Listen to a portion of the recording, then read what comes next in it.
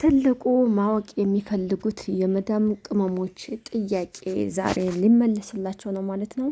የቤትሽ ኮርኒስ ምንድን ነው ወይም ዋጋው ስንት ፈጀብሽ የሚለው ማለት ነው። ቪዲዮውን እስከ መጨረሻው ድረስ በደንብ ተከታተሉት፣ አድምጡት።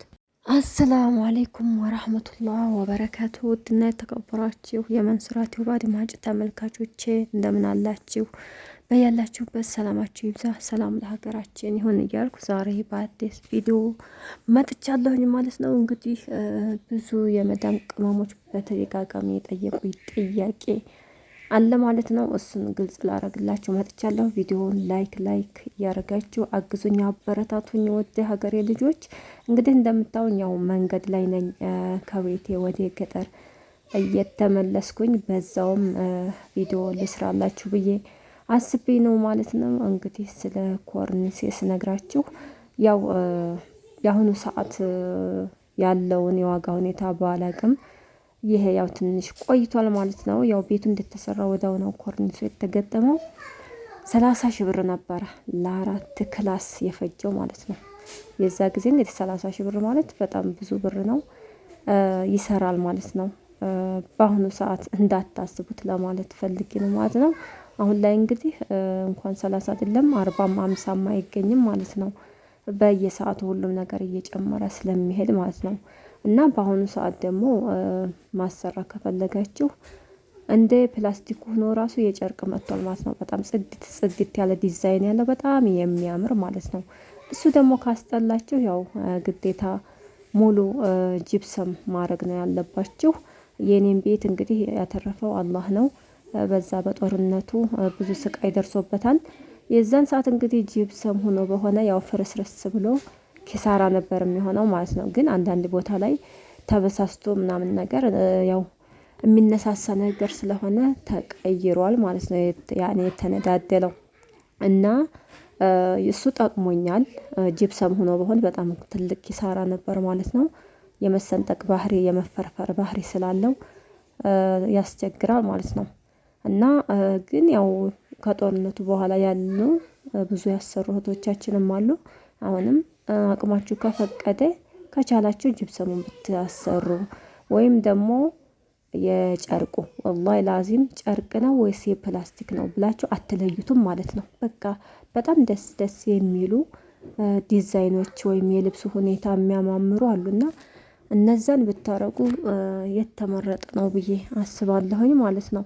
እና ያው ዋጋውን የኔን እንደሰማችሁት በዛን ሰዓት በጣም አሪፍ ዋጋ ስለነበረ 30 ሺህ ብር ብያቸዋለሁ። አሁን ላይ ያለውን ደግሞ አላቅም እንዴት እንደሆነ። እስኪ ኢንሻአላህ አንዳንድ ቦታ ዞር ብዬ ልጠይቅላችሁ እችላለሁ ማለት ነው።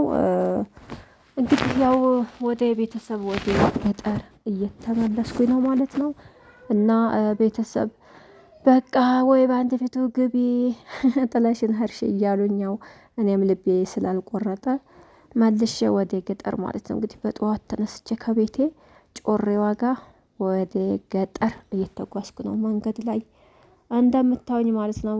ቅመሞችዬ እንግዲህ በዚህ አካባቢ ያላችሁ የሀገሬ ልጆች ወንዙንም በዛው ላስጎብኛችሁ፣ አካባቢያችሁን በዛው እውት ማለት ነው። የናፈቃችሁን ሰፈራችሁን ሁሉ ነገር ነው ሲኖሩበት ነበር ያው ፈካ የሚለው እና እንደምታዩት በቃ ይኸውት እዛ ላይ ይታያቸዋል። ጅብሰሙ ራሱ መሰንጠቅ ይዟል ማለት ነው። ከእንትኑ የተነሳ ማለት ፀሐው ምናምን ነገር እንደዚህ ሲበዛበት ሰው ሳይኖርበት ሲቀር የሆነ የመሰጠቅ ባህሪ ያመጣል ማለት ነው።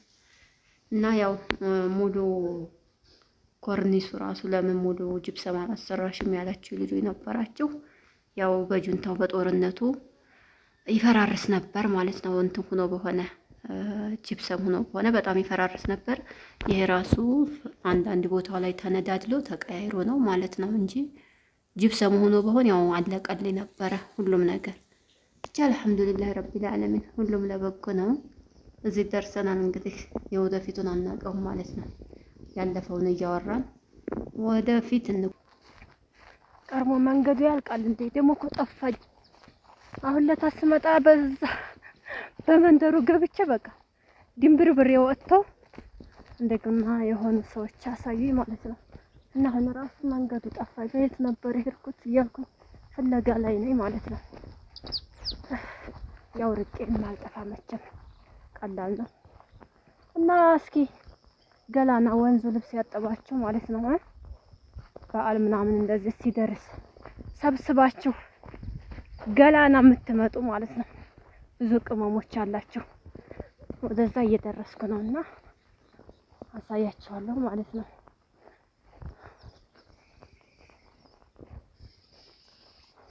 በአሁኑ ሰዓት ትንሹም ትልቁም በቃ ባጃጅ ለመደ።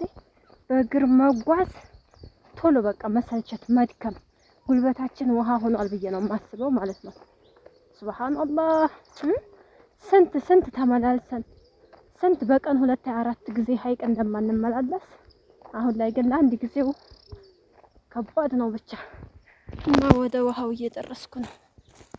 ገላና የገላና ውሃ ፈሳሹ ነው የሚባለው። ያው እንግዲህ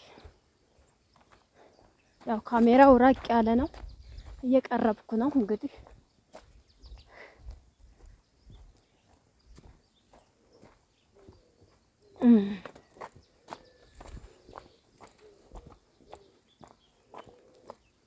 ይሄ ሁሉ ውሃ ነበረ። በአሁኑ ሰዓት ግን ውሃይቱ ራሱ ተሟሙታለች።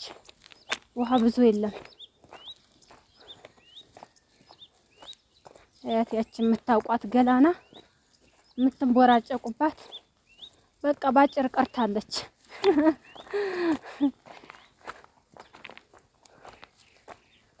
ሞነን ምን ብላ እንዳልገባ እንጂ እዚህ ማለት ነው።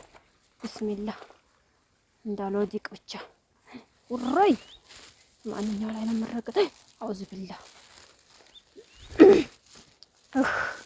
ወጣሁ።